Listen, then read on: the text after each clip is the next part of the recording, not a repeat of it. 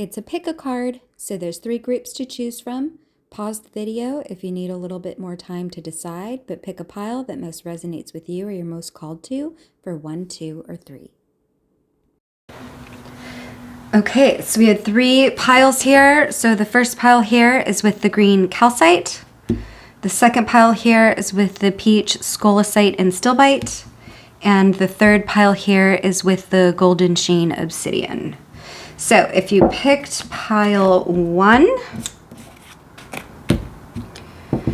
the cards that came out are the standing stones with passage, card number 40. Limiting beliefs, card number 7. I accept and balance all my thoughts. We also have the chariot and the 10 of cups, so 2 different cards. So what I really get from this pile, if you picked pile number 1, it feels like you're really headed into a new phase, into a new world. You're leaving something behind and you're going into a new space. And in this new space, we have to let go of limiting beliefs, because it feels like with the 10 of cups here and the chariot, we're moving towards something that is full happiness, that is something beyond your wildest dreams. And so we have to let go of these limiting beliefs in order to get there. So if there's something that you are trying to work toward or trying to get to, know that it's coming, but you may have some work to do about these limiting beliefs. It's on its way, but it can only come in when you're ready for it. So this, if you've been doing shadow work around limiting beliefs, if this is something that's been coming up for you lately, this is what this feels like. So with the standing stones, internal world and external world is what it feels like to me. But these limiting beliefs are things that keep you stuck, things that you think that you can't get there. Signs of being stuck in limiting beliefs are if you use phrases like I must or I have to, or it's complicated. So it's kind of can be about self-sabotage, self-esteem. So it's about getting things right in your own mind to believe that you have limitless potential, because that's what's coming in. That's where the universe is moving you to, is this new transcendent place where amazing things can happen. I'm just gonna look at the book real quick for the standing stones. So this is a place that allows one to embark on a spiritual journey from one realm to another. A sacred journey is ahead. Deeper meaning is waiting to be discovered. You are safe. So this, it also talks about being a voyage of the heart and soul. It can be spiritual or physical in nature. It's a kind of sacred pilgrimage, and it's asking you to have courage. A great ship can stay safe in the harbor, but that's not what great ships are made for. So be willing to unfurl your sails and set forth to the open seas. The seas might be rough and the wind is strong, but you are safe and protected. The circle of stones takes you exactly where you need to go. So the universe is trying to move you into something incredible. You've got to let go of these limiting beliefs that are keeping you stuck and stagnant, or the feeling that you can't get there, because you can get there. So I hope that helps. Have faith. Look at your own limiting beliefs.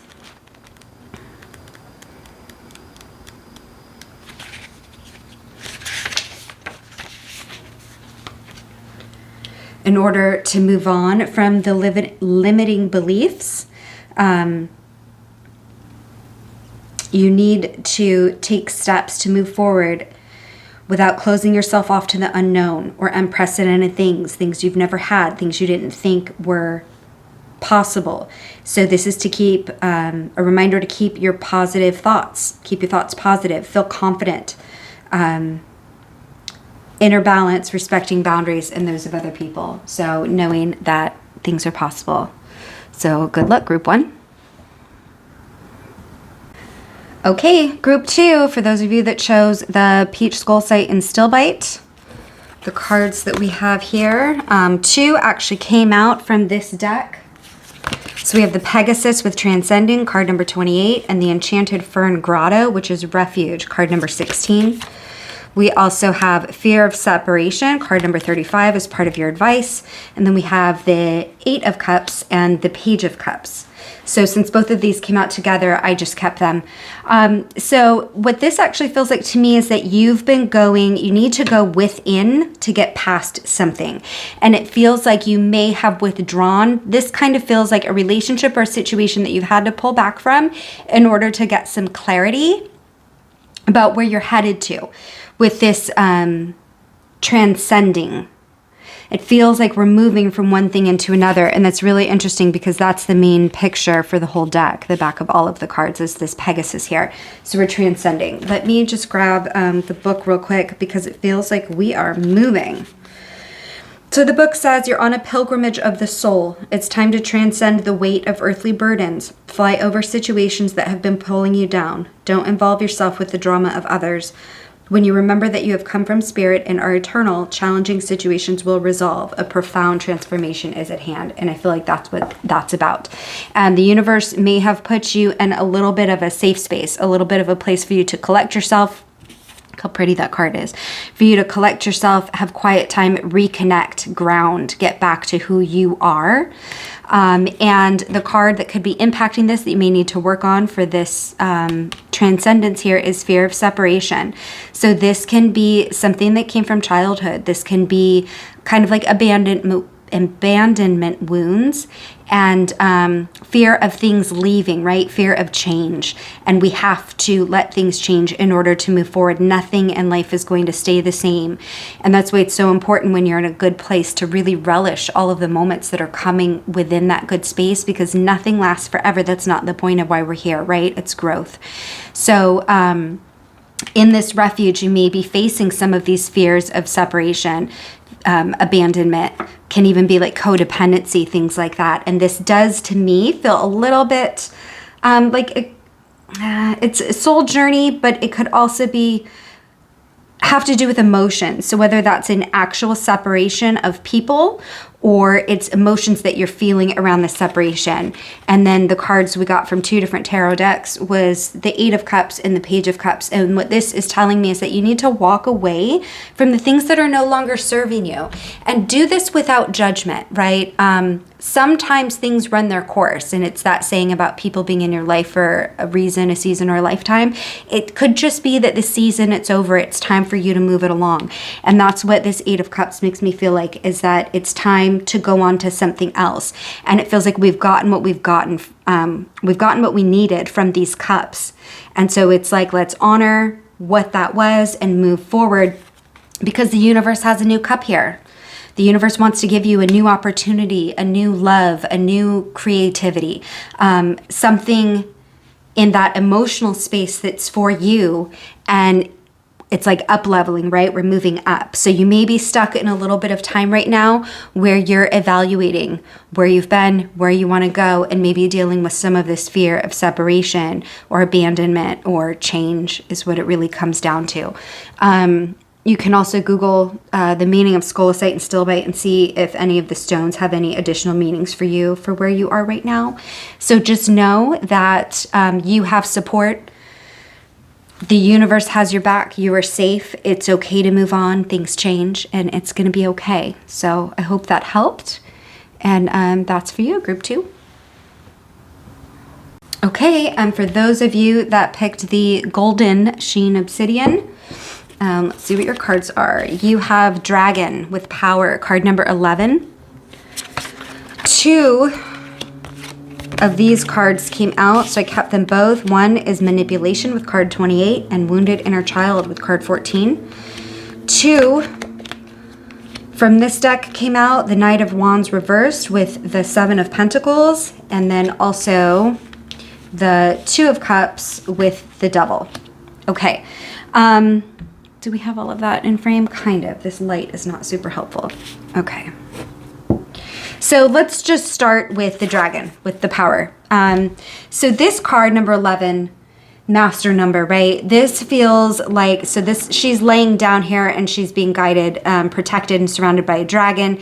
And I'm really drawn to this light here, and it feels like finding your power, taking back your power. And for some of you, you may be in this phase right now where you're still sleeping, right? You haven't fully awoken to your power, but it's coming. It's something that the universe is bringing to you, and it's about finding your inner power and your ferocity. This dragon, you may also resonate with dragons. They might also be a guide or helper for you. So if you already have some connection with dragons.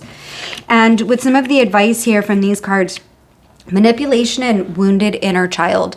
So with the manipulation card, this can be... So this deck is all about looking at your own stuff. So manipulation can be looking at where we are manipulating other people so that we can gain the outcome we want. Now, when I see this, if your first reaction is like, no, I don't manipulate anybody, it's okay, right? We have to look at our own stuff. And sometimes we manipulate to get the outcomes we want because we have a fear of the unknown. We have a fear of no control. So we feel like if we can make people give us the outcome we want, life's a little bit less scary. And that's okay. We're here to grow and learn. So it could be that. It could also be where other people have been manipulating you. Okay, but we don't always just want to put the onus on other people. That's, part of our shadow work and facing our own stuff is looking at what we're doing and taking accountability. And then with the wounded inner child, it says here, my past is full of lessons that help me be who I am today. Well, this can be good and bad, right? So we can have ways that we were taught or had things demonstrated for us as children, or where we had wounding as children that inform the way that we show up in the world today and how we show up in relationships. I feel like these two go together. So you could be manipulating as a result of inner child wounds, or vice versa. Someone else could be manipulating you as a result of your wounded inner child. So taking a real hard look at where your fault is in this, because even if somebody else is manipulating you, are there any signs? Are there things you are ignoring because you don't want things to change? So it's better to just not look at it so that things stay status quo. And that could also go back to inner child stuff, right? If there was instability or inconsistency in your childhood, or we were always afraid of what was going to happen, could be so many things, right? Our childhood set us up for all of the healing we have to do later in life. So there could be a lot there. But with these cards, let's go on to these. So we have the Knight of Wands reversed and the Seven of Pentacles.